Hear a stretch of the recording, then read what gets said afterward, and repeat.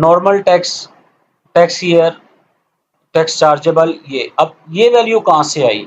अगर हमने ये वैल्यू देखनी है, क्योंकि ये बेसलाइन ये बनाएगा, फॉर्मूला ये मैं आपको बता देता हूँ ये क्या है।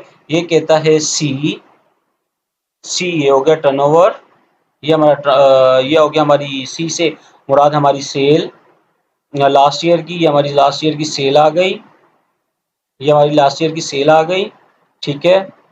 और अगर मैं कैलकुलेशन पे आ जाऊं, क्योंकि कैलकुलेशन को भी ओपन कर लेते हैं ताकि सही से समझ आ जाए।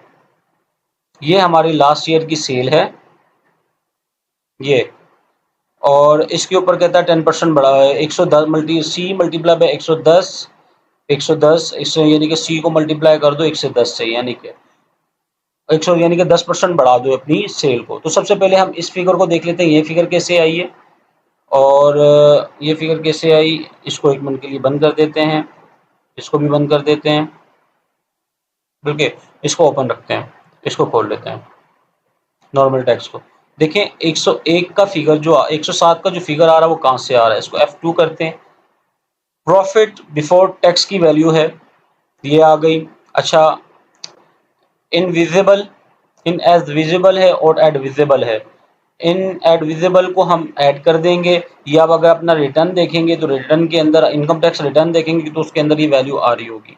एड विजिबल डिडक्ट हुआ होगा and invisible add हुआ होगा।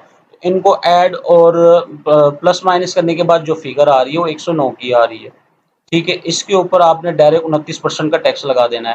कंपनीज का टैक्स क्या है, नॉर्मल टैक्स 29%।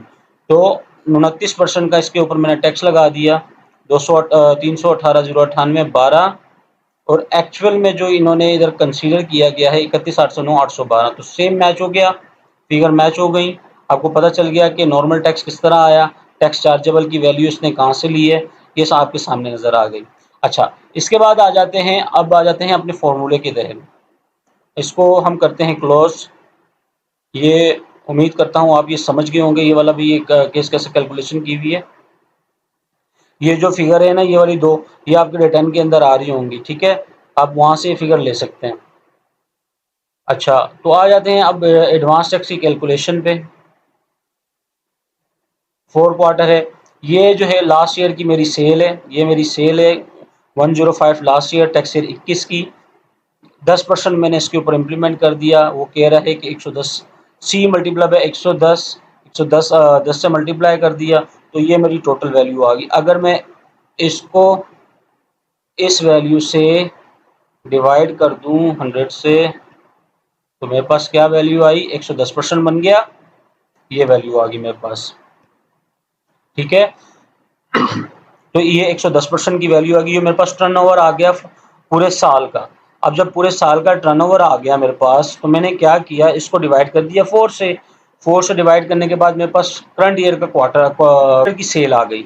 जब मेरे पास क्वार्टर की सेल आई और पिछले साल का जो मेरा टैक्स था, आपको पता है कि नॉर्मल टैक्स मैंने नीचे वर्किंग बता दी कि कैसे निकला, तो ये मेरे पास आ गया नॉर्मल टैक्स। नॉर्मल टैक्स मैं ऊपर से ले रहा हूँ, नीचे मैं आप ऑलरेडी आपको वर्किंग दिखा चुका हूँ कैसे करनी है। ये आ गया मेरे पिछले साल का टैक्स ईयर 21 का टैक्स आ गया, नॉर्मल टैक्स। अच्छा, अब मैंने क्या किया, मैंने किया ये कि मेरी जो क्वार्टर की सेल थी उसको मैंने मल्टीप्लाई कर दिया पिछले साल के टैक्स से, डिवाइड कर दिया पिछले साल की सेल से, तो मेरे पास क्या आ गया, normal tax current year current quarter का मेरे पास नॉर्मल टैक्स आ गया। अच्छा, मेरे पास सेल भी है अब करंट क्वार्टर की, तो उसके ऊपर मैंने क्या किया, 1.25% मैंने मल्टीप्लाई कर दिया, तो मेरे पास जो है क्वार्टर की मिनिमम टैक्स भी आ गया, मेरे पास नॉर्मल टैक्स भी आ गया, मिनिमम भी आ गया।